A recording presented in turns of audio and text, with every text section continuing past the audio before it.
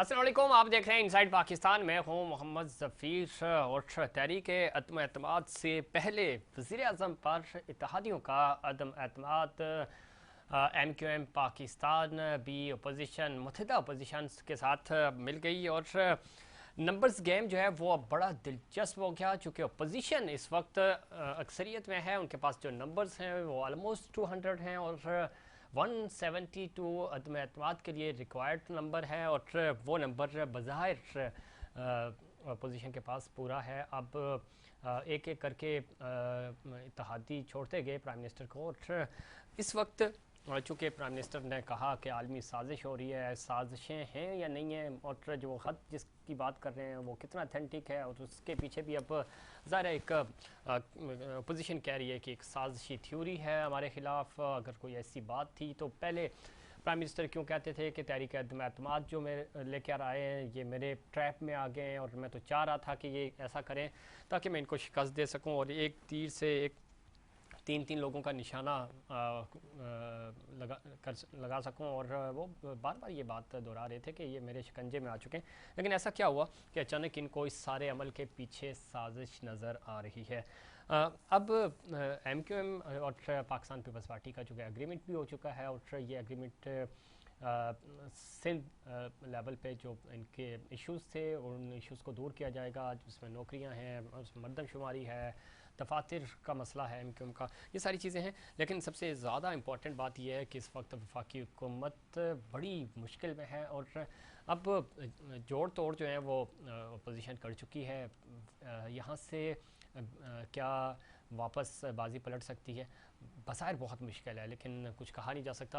Opposition अब confident है और बज़ाहिर यही लग रहा है कि मामला जो है वो हुकूमत के हाथ से निकल चुका है। इन तमाम इश्यूज़ पे बात करेंगे और ख़ास तौर पे क्या हिकमत अमली होगी और चूँकि असल बात अगेन वही है कि 172 नंबर्स पार्लियामेंट के अंदर पूरे करने हैं, तो क्या पार्लियामेंट में अपोजिशन इन सब लोगों को कन्विंस कर लेगी और वो प्रॉपर जो वोटिंग होगी उसके अंदर 172 पूरे आ जाएंगे, या उससे पहले कोई बड़ी गेम या कोई बाजी पलट सकती है। इन तमाम इश्यूज़ पे बात करेंगे। हमारे साथ टेलीफोन लाइन पर मौजूद है जनाब सेनेटर ज्ञानचंद साहब, सीनियर रहनुमा हैं, सीनियर सियासतदान है पाकिस्तान पीपल्स पार्टी से। ज्ञानचंद साहब खुश आमदीद कहते हैं आपको प्रोग्राम में। उज़मा करदार साहिबा सीनियर सियासतदान हैं, BA पाकिस्तान तहरीक इंसाफ की पंजाब से हमें ज्वाइन कर रही हैं। उज़मा आपको भी खुश आमदीद कहते हैं प्रोग्राम में। और थोड़ी देर बाद गुलाम जिलानी साहब MP हैं पाकिस्तान, MQM पाकिस्तान के MQM का पॉइंट ऑफ व्यू शेयर करेंगे। थोड़ी देर में हमें गुलाम जिलानी साहब भी ज्वाइन करेंगे। गुफ्तगू का आगाज़ ज्ञानचंद साहब से करेंगे और ज्ञानचंद साहब बड़ी कुछ भी कह लें इखलाकी दिवालियापन का कहा जा रहा है।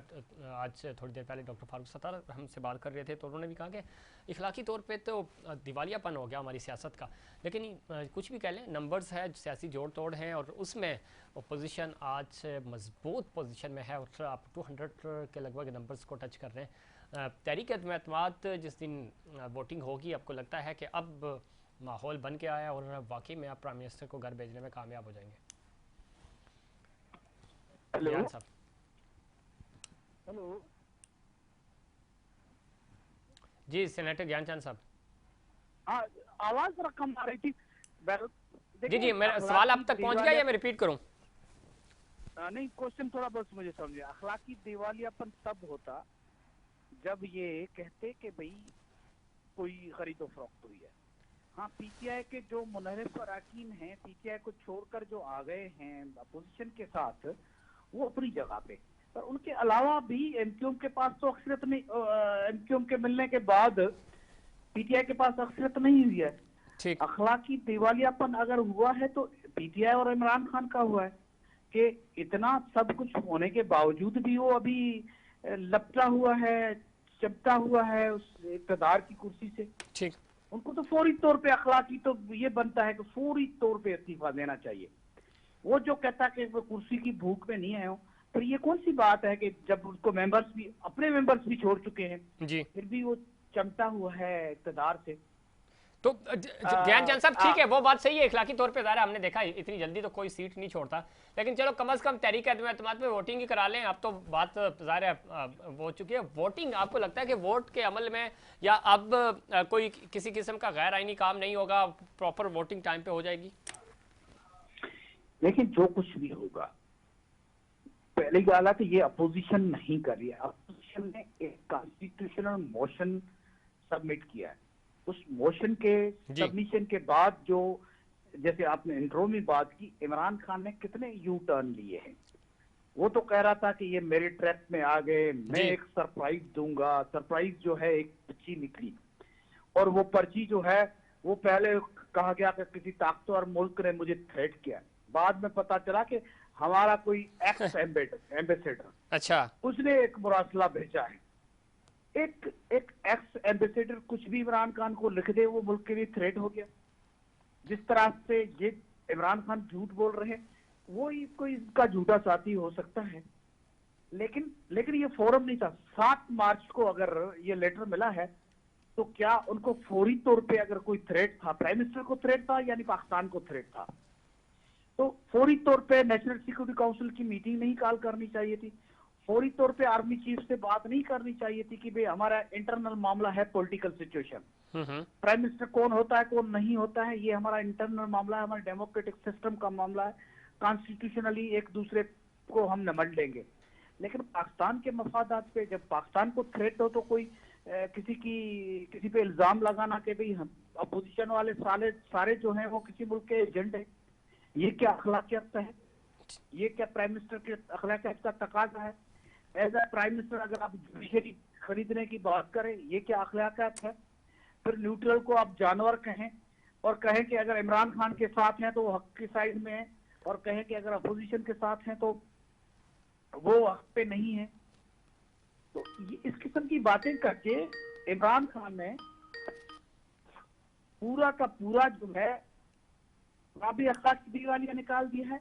हमारे बाकी लोगों को भी यही तरगीब दी है कि आप झूठ बोलते जाओ, झूठ पे झूठ बोलते जाओ, यू टर्न लेते जाओ, लोगों की आंखों में धूल झोंको और आप अपनी सियासत चमकाओ। ठीक है, लेकिन इमरान खान तो मुकम्मल तौर पे ये तो हो गया, आप दिवालिया हो गया, सियासी दिवालिया हो गया। ठीक है, ज्ञानचंद साहब लाइन पर रहिएगा। गुलाम जिलानी साहब हमारे साथ मौजूद हैं, क्योंकि नुमाइंदगी कर रहे हैं। जिलानी साहब, इत्तेहाद अब ज़रा नहीं रखा, पाकिस्तान तहरीक इंसाफ के आप इत्तेहादी थे, अब आपका इत्तेहाद बना है मुत्तहिदा अपोजिशन के साथ, और ख़ास तौर पे पाकिस्तान पीपल्स पार्टी वर्किंग रिलेशन आपका पुराना ज़्यादा ताल्लुकात भी हैं, एक दूसरे के ख़िलाफ़ भी रहे हमेशा आप, और ज़्यादा आपकी सियासत ही पाकिस्तान पीपल्स पार्टी के जो पाकिस्तान पीपल्स पार्टी के ख़िलाफ़ रही हमेशा। आज आप उनके साथ मिल गए और आपको एहसास हुआ कि चूँकि पाकिस्तान पीपल्स पार्टी ही आपके इश्यूज़ जो हैं वो हल कर सकती है। तहरीक इंसाफ के साथ आपने 3-3.5 साल गुजारे, पाकिस्तान पीपल्स पार्टी के साथ इससे पहले आप इक़्तिदार में भी रहे और इक़्तिदार से बाहर भी आते रहे, इन आउट आपका लगा रहा।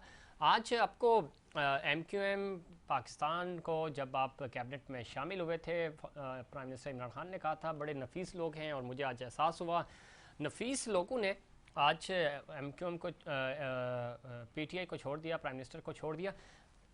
PPP के बारे में, और 3 महीने पहले जो आपका प्रोटेस्ट हुआ था वो मैं दोहराना नहीं चाह रहा, जो आपके जज्बात थे, अचानक ये तब्दीली कैसे हो गई, और आपको कैसे एहसास हो गया कि वो पार्टी जिसको आप जागीरदाराना पार्टी कहते थे, वो पार्टी जिसने कराची वालों की नौकरियां और उनके हकूक़ पे डाका डाला, वो आज आपके जो सही मानों में हकूक़ की नुमाइंदगी करेंगे और वो आपको हक दिलाएंगे? बहुत शुक्रिया आपका। देखिए मेरे भाई, हमारा जो मुआहिदा हुआ है वो पीपल्स पार्टी के साथ नहीं हुआ, हमारा जो मुआहिदा हुआ है वो PDM के साथ हुआ है ना। और इससे पहले अगर हम 3.5 साल गवर्नमेंट के साथ थे तो गवर्नमेंट ने हमें जो है वो हर साल जो है वो कुछ ना कुछ यकीन दहानी जो है वो कराची के हवाले से कराई, कराची के लोगों को रोजगार देने के हवाले से कराई, और बहुत सारे अवामिल थे, हमारे दफातर बंद थे, हमारे जो है साथी जो है असीर थे, हमारे साथी जो है लापता थे। इन तमाम चीज़ों पे वक्तन फक्तन गवर्नर साहब से भी और तमाम लोगों से जो है वो बात होती रही। ठीक। लेकिन गुज़श्ता 3-3.25 साल का जो अरसा गुजरा है, इसमें सिवाय शहर कराची की जमात को जो है लॉलीपॉप के अलावा कुछ मिला नहीं। ठीक है, ठीक है। पीपल्स पार्टी से हमारा बिल्कुल टफ तजर्बा था, 12 से 13 साल का बिल्कुल टफ तजर्बा था। इसी वजह से जो है वो इन तमाम कामों में इतना डिले भी हुआ कि हम जो है उन तमाम लोगों को जो बीच में सालिसी का किरदार अदा कर रहे थे, उन्होंने जब तक अपना पूरा यकीन नहीं दिलाया कि अगर इस दफा MQM के साथ कोई मिसहैप होता है, कोई वादा खिलाफी होती है, तो वो जो है वो पीपल्स पार्टी के बजाय MQM के साथ खड़े होंगे। और आपने देखा कि इस पर जो है शहबाज शरीफ साहब ने साइन किए, इस पर फजलुर रहमान साहब ने साइन किए, इस पर बिलावल साहब ने साइन किए।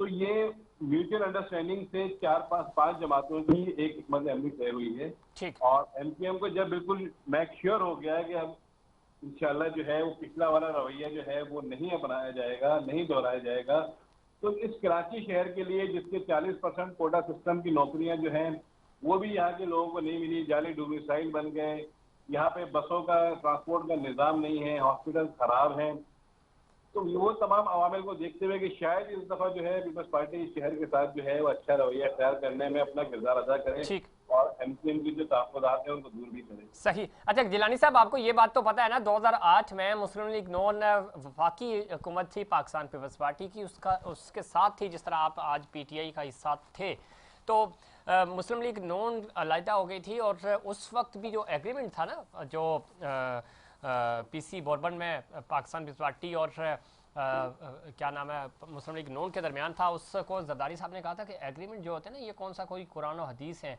और उस पर अमल दरामद नहीं हुआ था और नून लीग अलग हो गई थी। तो पाकिस्तान पीपल्स पार्टी की ये रवायत है और आप खुद इस चीज़ का एतराफ़ अभी कर भी रहे थे कि बड़ा तल्ख तजर्बा है। तो आपको लगता है इन सब तजर्बात के बावजूद आप अगेन के इनके ट्रैप में तो नहीं आ गए? मैंने अभी एक आपको बिल्कुल कैटेगोरिकली जो बात की है वो यही की है मेरे भाई कि हमने जो है वो पीपल्स पार्टी के साथ मुआहिदा नहीं किया। भाई पीपल्स पार्टी के साथ आपका मायदा, सारी तमाम चीजें इनके साथ हुई, बाकी लोग तो उसका हिस्सा है ना, उन्होंने साइन किए हैं विटनेस के तौर पे। सिंध में जो गुलाम जिलानी साहब, जिस असेंबली के आप एमपीए हैं, इसके मामलात है पाकिस्तान पीपल्स पार्टी ही आपके हल कराएगी ना। कोटा सिस्टम सिंध में है, पंजाब में तो नहीं है ना। उन तमाम पीपल्स पार्टी ने उन तमाम चीजों को जो एमपीएम का मंशूर में थे, जो एमपीएम को इनसे रिक्वायरमेंट थी, उन तमाम को जो है पहले उन्होंने पढ़ा है। उसके बाद जो लोग बीच में जामिन बने, अब मेन किरदार उनका होता है कि वो आया कि पीपल्स पार्टी के उसी रवैये को सामने रखते हुए, और अगर पीपल्स पार्टी को इसमें दो राय दूसरी राय ठीक है, तो गुलाम जिलानी साहब, जो जामिन आपके जो 13 नुकात आपने पीटीआई से शेयर किए थे और जिन्होंने यकीन दहानियाँ कराई थी आपको कि आपके दफातर वापस हो जाएंगे, आपके जो कारकुन जो हैं गायब हैं वो मिल जाएंगे, सब चीज़ें उनकी रिकवरी हो जाएगी, तो वो तो इन सब से बड़े तगड़े थे, तो उन्होंने जब कुछ नहीं किया तो आपको यकीन है कि ये आपके जो पीडीएम के बाकी दोस्त हैं वो आपको सपोर्ट करेंगे इस मामले में? देखिए, पीपल्स पार्टी से पहले जब भी मुआहिदा हुआ वो पीपल्स पार्टी और एमकेएम के दरमियान हुआ। इलेक्शन से पहले पीटीआई से जो बातचीत हुई, जो मुज़ाकरात हुए, वो पीटीआई के साथ हुए। उसमें कोई बीच में दूसरा आदमी शामिल नहीं था जिसको जामिन बनाया जाता। और पीपल्स पार्टी के साथ भी इसका जो 10-12 साल का तजर्बा है कि जो भी बात हुई वो इंडिविजुअल एमकेएम और पीपल्स पार्टी की हुई। ठीक है। और इस दफा आपको जिलानी साहब, आपको इसलिए लगता है कि इस दफा कुछ ज्यादा लोग शामिल हैं, पीडीएम की बाकी जमातें भी हैं, तो आपको लगता है कि इस दफा आपके काम जो है वो प्रॉपर हो जाएंगे? देखिए, इंसान का अमल और किरदार बताता है कि उसके अंदर कितना दर्द है और सारी चीजें हैं। और जिस तरीके से आज बात की है बिलावल साहब ने की, जरदारी साहब ने की, उसके बाद सईद गनी साहब ने की कि अब हमारी जो है चले अच्छा, हम तो यही चाहते हैं कि कराची तरक्की करे, कराची आगे बढ़े, वो आप अच्छी बात है, हम तो आपके लिए का भी यही मंशूर है, एमकेएम का भी यही। ठीक है। अच्छा, मुझे चूंकि ब्रेक का कहा जा रहा है, मैं चाह रहा हूँ ब्रेक से पहले अभी थोड़ी देर पहले डॉक्टर फारूक सत्तार साहब हमारे पास स्पेशल ट्रांसमिशन में थे। डॉक्टर फारूक सत्तार साहब ने कहा कि एमकेएम पाकिस्तान ने एक तो मुशावरत नहीं की, उनको ये फैसला मुशावरत से करना चाहिए था, उन्होंने कहा चलो मुशावरत ना भी करते, लेकिन 6 महीने 8 महीने पहले उनको पता था, उस वक्त अलग हो जाना चाहिए था हुकूमत से। इस वक्त अलग होना मौजूदा हुकूमत की मुश्किल सूरत हाल में, मुश्किल में छोड़कर उनकी पीठ में छुरा घोंपने के मुतरादिफ है। ये फारूक सत्तार साहब के अल्फाज हैं, क्या कहेंगे आप? मशावरत किससे करनी थी एमकेएम ने, उसका मुझे नाम बताएं कि इस शख्स से मशावरत करनी चाहिए थी एमकेएम को, जो फारूक सत्तार साहब बोल रहे हैं, किससे मशावरत करनी चाहिए थी? एमकेएम ने अपना जनरल वर्ग का इजलास बुलाया, जो एमकेएम की रवायत है, और सबसे पहले अपने कारकुनान से जो राय लेने का तजर्बा है, सारी चीजें हैं, उसी के हिसाब से पहले कारकुनों से राय ली। उन्होंने राब्ता कमेटी को ऑथराइज किया कि जो भी हमारे वफद जाते हैं, जो हमारे लीडर हैं, कन्वीनियर हैं, सीनियर डिप्टी कन्वीनियर हैं, बाकी लोग हैं, वो जो जाके वहाँ पे बात करेंगे, वो राब्ता कमेटी उसको जो है वो मशावरत से जो है वो बिल्कुल ओके करेगी। उसके बाद जो है सिस्टम को आगे बढ़ाया जाएगा।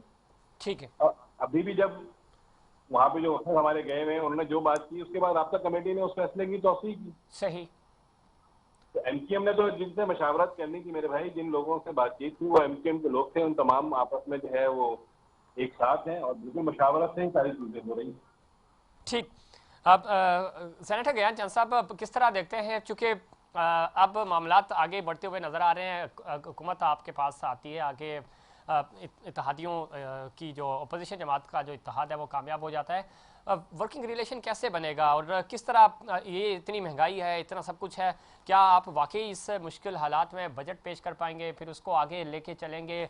और ये सारी जमातें जो बिल्कुल डिफरेंट उनके नज़रियात हैं, उनसे बड़ा ये कहते हैं अननेचुरल इत्तेहाद है, ये आगे चल नहीं पाएगा। तो आपको लगता है वाकई कि जैसे ही अगर स्टेप डाउन हो जाते हैं प्राइम मिनिस्टर इमरान खान और उसके बाद आप जो हुकूमत बनेगी, कोलिशन गवर्नमेंट बनेगी, वो ज़्यादा देर नहीं चल पाएगी?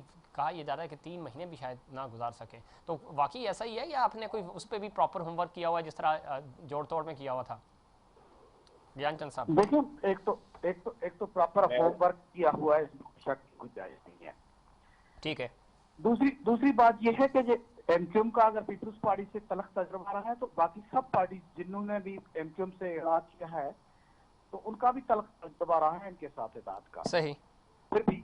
फिर भी पीपल्स पार्टी को ना प्राइम मिनिस्टर बनना है ना और कोई। पीपल्स पार्टी ने सिंध के मजमूई मफाद को देखकर, ठीक है, क्योंकि एमक्यूएम का एक मैंडेट है, उसको तस्लीम किया है। बिल्कुल। उनके जो इश्यूज हैं, कराची की डेवलपमेंट, कराची हमारा सिंध है, सिंध का दिल है, उसके इश्यूज हमारे इश्यूज है।